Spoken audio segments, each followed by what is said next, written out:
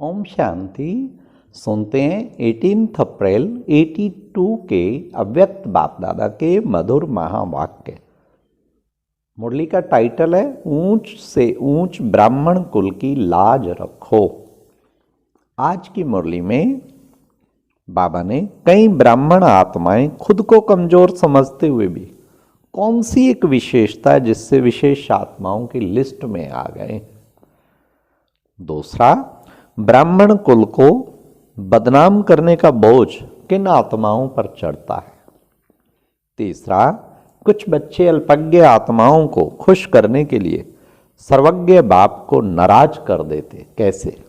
Last, कुछ बच्चे होशियारी से चल अपना टाइटल गवा बैठते, वो कैसे। तो सुनते हैं 18 अप्रैल 82 की 18 अप्रैल 82 की अव्यक्त मुरली। ऊंचे से ऊंचे ब्राह्मण कुल की लाज रखो। आज बाप दादा सर्व स्नेही और मिलन की भावना वाली श्रेष्ठ आत्माओं को देख रहे हैं।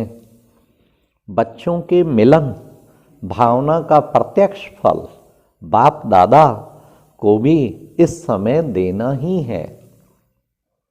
भक्ति की भावना का फल डायरेक्ट सन्मुख मिलन का नहीं मिलता, लेकिन एक बार परिचय अर्थात ज्ञान के आधार पर बाप और बच्चे का संबंध जुटा तो ऐसे ज्ञान स्वरूप बच्चों को अधिकार के आधार पर शुभ भावना, ज्ञान स्वरूप भावना, संबंध के आधार पर मिलन भावना का फल सन्मुख बाप को देना ही पड़ता है। तो आज ऐसे ज्ञानवान मिलन की भावना स्वरूप आत्माओं से मिलने के लिए बाप दादा बच्चों के बीच आए हुए हैं। कई ब्राह्मण आत्माएं शक्ति स्वरूप बन, महावीर बन, सदा विजयी आत्मा बनने में व इतनी हिम्मत रखने में स्वयं को कमजोर भी समझती हैं, लेकिन एक विशेषता के कारण विशेष आत्माओं की लिस्ट में आ गई। हाँ, क्या वो विशेषता होगी? कमजोर फील करते हुए भी विशेष आत्माओं की लिस्ट में आ गए। सुनिए कौन सी विशेषता। सिर्फ बाप अच्छा लगता है, श्रेष्ठ जीवन अच्छा लगता है, ब्राह्मण परिवार का संगठन निस्वार्थ स्नेह मन को आकर्षित करता है।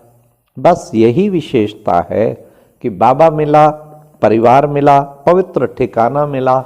इसी आधार पर मिलन की भावना में स्नेह के सहारे में चलते जा रहे हैं, लेकिन फिर भी संबंध जोड़ने के कारण संबंध के आधार पर स्वर्ग का अधिकार वर्षे में पा ही लेते हैं, क्योंकि ब्राह्मण सो देवता इसी विधि के प्रमाण देवपद की प्राप्ति का अधिकार पा ही लेते हैं।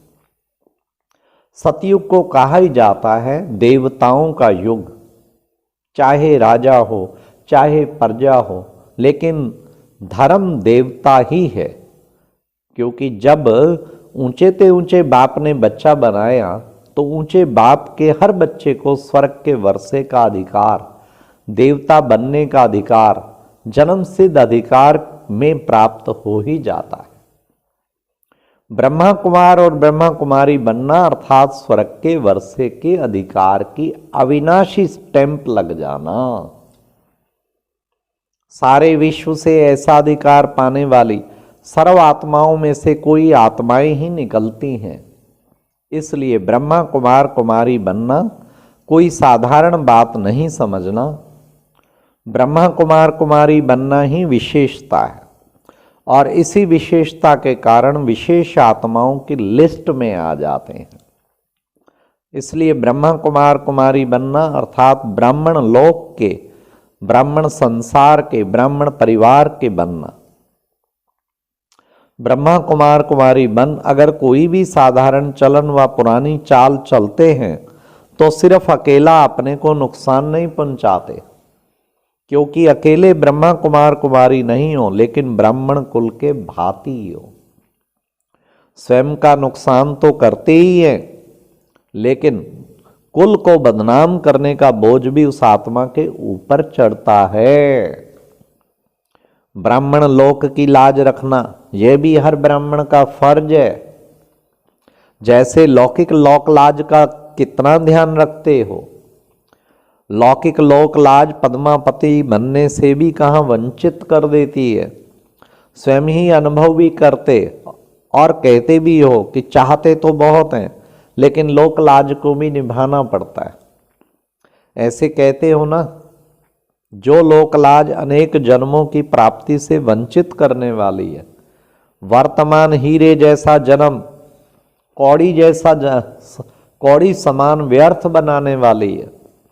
ये अच्छी तरह से जानते भी हो लेकिन फिर भी उस लोक लाज को निभाने में अच्छी तरह ध्यान देते हो।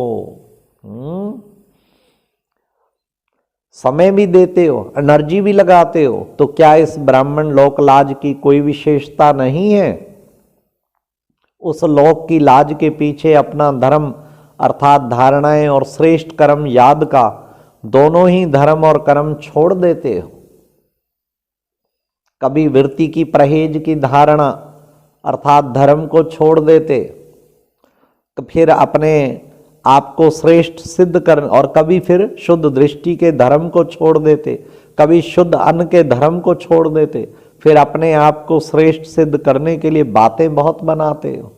आज धर्मराज बाबा क्लियर सब कर रहा है।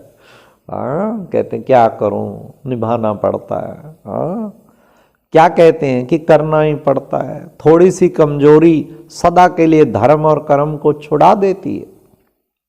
जो धर्म और कर्म को छोड़ देता है उसको लौकिक कुल में भी क्या समझा जाता है? क्या समझा जाता? कुल कुलंकित। जानते हो ना, ये किसी साधारण कुल का धर्म और कर्म नहीं है। ब्राह्मण कुल ऊंचे ते ऊंचे चोटी वाला कुल है। तो किस लोक व किस कुल की लाज रखनी है? और कोई अच्छी अच्छी बातें सुनाते हैं।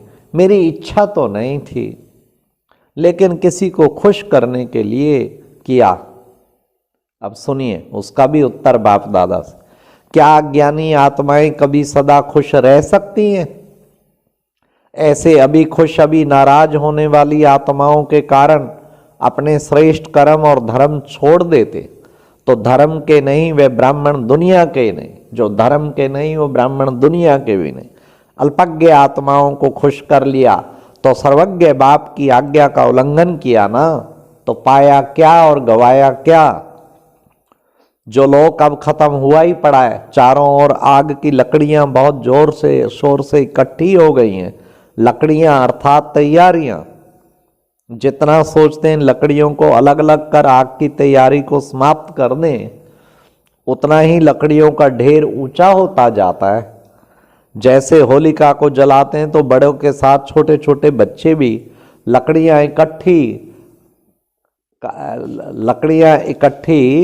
करके ले आते हैं। नहीं तो घर से ही लकड़ी ले आते। शौक होता है ना। तो आजकल भी देखो छोटे छोटे शहर भी बड़े शौक से सहयोगी बन रहे हैं। तो ऐसे लोक की लाज के लिए अपने अविनाशी ब्राह्मण सो देवता लोक की लाज भूल जाते हो। कमाल करते हो। यह निभाना है या गंवाना है। इसलिए ब्राह्मण लोक की भी लाज स्मृति में रखो। बड़े ध्यान से सुनना। इसलिए ब्राह्मण लोक की भी लाज स्मृति में रखो। अकेले नहीं हो, बड़े कुल के हो तो श्रेष्ठ कुल की भी लाज रखो। जो नियम मर्यादाएं हैं बहुत अटेंशन से। ब्राह्मण कुल उच्चते उच्च कुल के हैं। कई बच्चे बड़े होशियार हैं, अपने पुराने लोक की लाज भी रखने चाहते हैं और ब्राह्मण लोक में भी श्रेष्ठ बनना चाहते हैं। बाप दादा कहते लौकिक कुल की लाज भल निभाओ, उसकी मना नहीं है, लेकिन धर्म कर्म को छोड़ करके लाख लाज रखना यह रॉन्ग है। और फिर होशियारी क्या करते हैं, समझते हैं किसको क्या पता। बाप तो कहते ही हैं कि मैं जानी जाननहार नहीं हूं, निमित्त आत्माओं को भी क्या पता। ऐसे तो चलता है और चल करके मधुबन भी पहुंच जाते हैं। सेवा केंद्रों पर भी अपने आप को छिपाकर सेवा में नामी ग्रामी भी बन जाते हैं। जरा सा सहयोग देकर सहयोग के आधार पर बहुत अच्छे सेवाधारियों का टाइटल भी खरीद कर लेते हैं। लेकिन जन्म जन्म का श्रेष्ठ टाइटल सर्वगुण संपन्न 16 कला संपन्न संपूर्ण निर्विकारी अविनाशी टाइटल गवा देते हैं। तो यह सहयोग दिया नहीं, लेकिन अंदर एक बाहर दूसरा इस धोखे द्वारा बोझ उठाया। सहयोगी आत्मा की बजाय बोझ उठाने वाले बन गए। कितना भी होशियारी से स्वयं को चलाओ, लेकिन यह होशियारी का चलाना नहीं, लेकिन चिल्लाना है। ऐसे नहीं समझना है सेवा केंद्र कोई निमित्त आत्माओं के स्थान है। आत्माओं को तो चला लेते, लेकिन परमात्मा के आगे 1 का लाख गुना हिसाब हर आत्मा के कर्म के खाते में जमा हो जाता है। ध्यान रखना, उस खाते को चला नहीं सकते। इसलिए बाप दादा को ऐसे होशियार बच्चों पर भी तरस पड़ता है। फिर भी एक बार बाप कहा तो बाप भी बच्चों के कल्याण के लिए सदा शिक्षा देते ही रहेंगे। तो ऐसे होशियार मत बनना, सदा ब्राह्मण लोक की लाज रखना। बाप दादा तो कर्म और फल दोनों से न्यारे हैं। इस समय ब्रह्मा बाप भी इसी स्थिति पर हैं। फिर तो हिसाब किताब में आना ही है, लेकिन इस समय बाप समान हैं। इसलिए जो जैसा करेंगे अपने लिए ही करते हो। बाप तो दाता है, जब स्वयं ही करता और स्वयं ही फल पाता है तो क्या करना चाहिए। बाप दादा वतन में बच्चों के वैरायटी खेल देख करके मुस्कुराते हैं।